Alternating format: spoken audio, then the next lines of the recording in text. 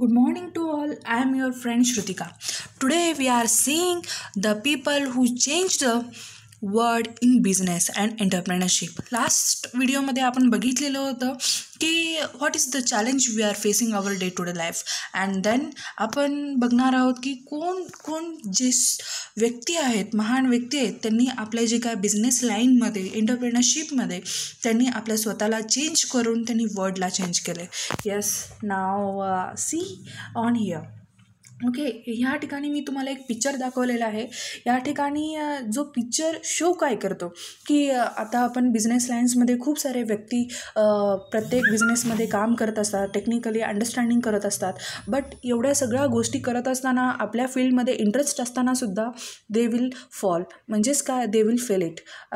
ते गिवअप करतात. ॲक्च्युली काय होतं की ज्या वेळेला बिझनेस लाईन सुरू केलेलं असतं त्यावेळेला सुरुवातीला खूप सारे कस्टमर्स आपल्याला मिळत नाहीत आणि त्याच्यामुळे काय करतात की विदिन 5 to 6 मंथ्समध्ये ते काय करतात, दे विल फेल. म्हणजेच काय, गिवअप करतात. इंटरेस्ट जे काय असतं त्यांचं कमी होत जातं, कारण की त्याच्यावरती त्यांनी फोकस होऊन काम करत नाही.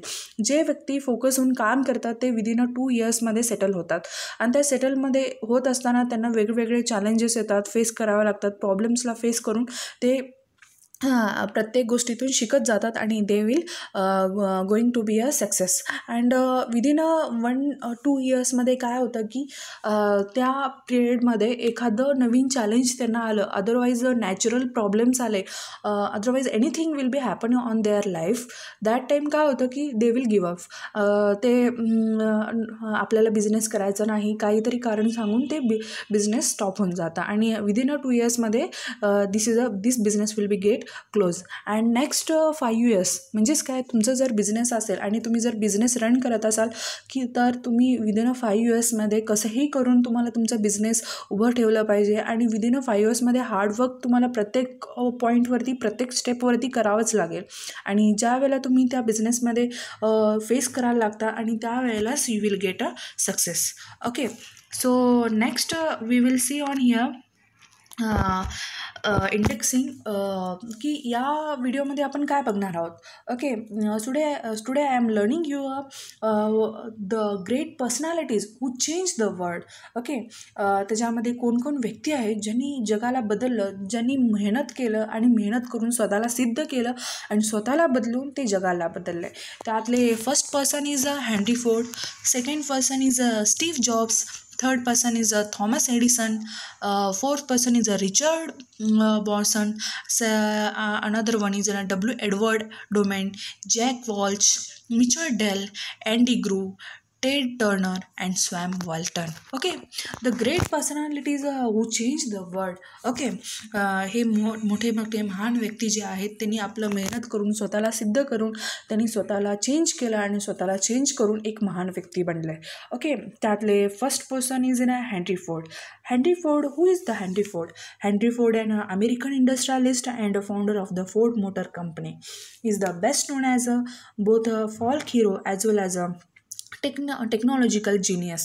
He is also called to be the father of the modern assembly line. Okay, used in the mass production whose modern automobile modernization, transportations in particular, and American industries in a general.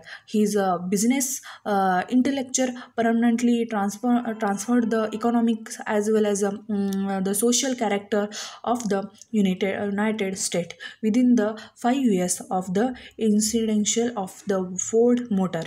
It produced 2,67,720 cars and employed 30,000 people within a decade. He had captured about 48% share of US cars market within $100 billion in annual sale. Okay, so Henry Ford हे American industrialist होते. He is a great personality, founder of the Ford company. Okay, तर ह्यामध्ये काय आहे की या महान व्यक्तींनी काय केलं वेगळं, तर ह्यांनी काय केलं की स्वतःला सिद्ध करण्यासाठी त्या टेक्नॉलॉजीवरती काम केलं. आणि टेक्नॉलॉजीमध्ये आज जे मेकॅनिकल इंडस्ट्रीजमध्ये, आज वेगळ्या इंडस्ट्रीमध्ये जे काय असेंब्ली लाईन, जे काय मास प्रोडक्शन आपण आज काढत आहोत, ते असेंब्ली लाईनचं father of genius technology. Okay, technology, ते जे मोठे व्यक्ती आहेत ते मॉडर्न असेंब्ली लाईनचे जे काय father of modern assembly line जे म्हटलं जातं, the great personalities Henry Ford. आज आपण फोर्डचे वेगळे वेगळे मोटर कार्स हे सगळे बघतो आपण. तर त्या वेगळ्या वेगळ्या मोटर कार्समध्ये जे काय नवीन टेक्नॉलॉजी आणलेलं आहे, जे काय नवीन चेंजेस आणलेलं आहे, ते the great personalities Henry Ford यांनी ज्या वेळेला 5 इयर्समध्ये स्वतःला सिद्ध करण्यासाठी जे काय एफर्ट्स केले, त्यांनी जे काय त्याच्यामध्ये फोकस होऊन काम केले, त्यावेळी त्यांनी नवीन काहीतरी निर्माण केलं आणि नवीन निर्माण केल्यानंतर त्यांनी स्वतःला सिद्ध केलं आणि त्यांनी विदिन 5 इयर्समध्ये त्यांनी प्रोडक्शन जे काही कार्सचे केले ते 2,67,720 कार्स त्यांनी प्रोडक्शन केलं. अँड नेक्स्ट त्यांच्यामध्ये जे काही एम्प्लॉईज काम करत होते 13,000 peoples working on that company. Okay. And next one is interesting thing is जे काही US मध्ये जे काय युनायटेड मध्ये जे काही मोठे मोठे बिझनेसमॅन्स होते, त्या मोठ्या मोठ्या बिझनेसमॅन्समध्ये त्या कंट्रीमध्ये टोटली 40% ऑफ द शेअर फक्त एक व्यक्तीमध्ये होतं आणि ते म्हणजे हेनरी फोर्ड. हेनरी फोर्डने खूप मेहनत करून स्वतःला सिद्ध केलं आणि त्यांनी US जे काय कार मार्केटमध्ये 48% स्वतःचं जे काय स्वतःला सिद्ध करण्याचं जे काही प्रेझेंटेशन जे काही केलेलं आहे the Henry Ford person. And Henry Ford the man who will use his skill and constructivity imagination to see how much he can give for $1 instead of how little he can give for $1 is bound to succeed. Okay. ह्यामध्ये जी काही skills आणि constructive इमॅजिनेशनच्या पॉवरवरती त्यांनी खूप काम केलं आणि त्याच्यामध्ये त्यांनी अशा रीतीने स्किल डेव्हलप केले की आज डे टू डे लाईफमध्ये जे काही आपण पैसे कमवतो, जे काही गेन करतो, जे काही आपण सेल करतो, त्या प्रत्येक गोष्टीमध्ये किती पर्सेंटेज आपण कमी रेटमध्ये लोकांना देऊ शकतो तेवढंच तुम्हाला प्रॉफिटेबिलिटी असतं. प्रॉफिटेबिलिटी म्हणजेच काय, कस्टमरला एखादं प्रोडक्ट तुम्ही सेल करताय आणि ते प्रोडक्ट सेल केल्यानंतर त्याच्यामधून तुम्हाला जे काही आउटपुट मिळतं म्हणजेच काय, जे काही तुम्हाला त्याच्यामध्ये प्रॉफिटेबिलिटी मिळतं, ते प्रॉफिटेबिलिटी मीन्स युअर प्रॉफिट. अशा रीतीनं नाही. सपोज तुम्ही जर एखादं मटेरियल विकत घेत आहात, जे काही रॉ मटेरियल असेल तुमचं, आणि ते रॉ मटेरियल विकत घेत असताना तुम्हाला जे काही त्याच्यामध्ये प्रॉब्लेम्स फेस कराव्या लागतात, जे काय अंडरस्टँडिंग तुम्हाला त्या मटेरियलमधून करावं लागतं. सपोज तुम्ही एखादं मटेरियल घेतलं, the material is very costlier आणि ते मटेरियल तुम्ही घेतल्यानंतर तुम्हाला अंडरस्टँडिंग झालं की हे मटेरियल आपल्याला युजफुल नाही आहे आणि हा बेकार आहे, त्यावेळेला दिस इज युअर लॉस. ओके. हे एक वन स्टेप झाला. आणि सेकंड स्टेपमध्ये काय होतं की सपोज तुम्ही एका सेलरकडून एखादा प्रोडक्ट तुम्ही घेत आहात, तर तो प्रोडक्ट घेत असताना सपोज 10%ने तो प्रोडक्ट देत असेल आणि तुम्ही जर ते 5%ने जर घेत असाल त्यांच्याकडनं, दिस is your 5% profit.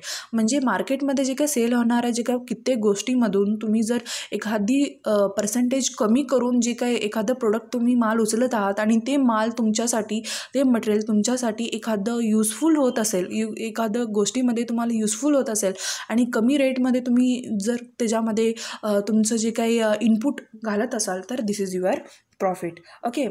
So this is जे काही हेनरी फोर्डने जे काही जगाला सांगितलेलं आहे, this is a main thing. Okay. Next one is ना Steve Jobs. Okay. We know who is the Steve Jobs. Steve Jobs is one of the most influential inventor, entrepreneurs, and a business leader in history who changed the world through a technology. He also a relevant $3 multi-billion industrial person, computing, mobile phones, and the musical industries. Okay, musical industries.